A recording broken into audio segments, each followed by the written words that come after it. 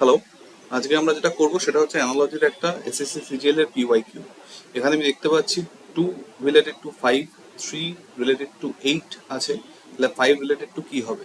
এবার জেনারেলি আমরা যদি নাম্বার সিরিজের হিসাবে করি তাহলে 2a square plus 1 equals to 5, কিন্তু 3a square minus 1 equals to 8 হবে। কিন্তু জেনারেলি নিয়ম হচ্ছে 2 এর সঙ্গে 5 যেভাবে রিলেটেড হবে 3 এর সঙ্গে 8ও সেইভাবে রিলেটেড হবে।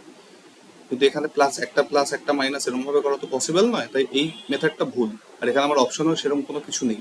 এটা কিভাবে করা হয়েছে, 2 হচ্ছে একটা প্রাইম নাম্বার, 2 এর নেক্সট প্রাইম নাম্বার কি 3, তো 2 এর সঙ্গে 3কে যোগ করলে আসে 5। সেরকম 3 হচ্ছে একটা প্রাইম নাম্বার, 3 এর পর নেক্সট প্রাইম নাম্বার হচ্ছে 5, তাহলে 3 প্লাস 5 করলে আসে 8। তাহলে অবভিয়াসলি 5 হচ্ছে একটা প্রাইম নাম্বার, 5 এর পরে নেক্সট প্রাইম নাম্বার কি 7, তাহলে 5 প্লাস 7 ইকুয়াল টু 12।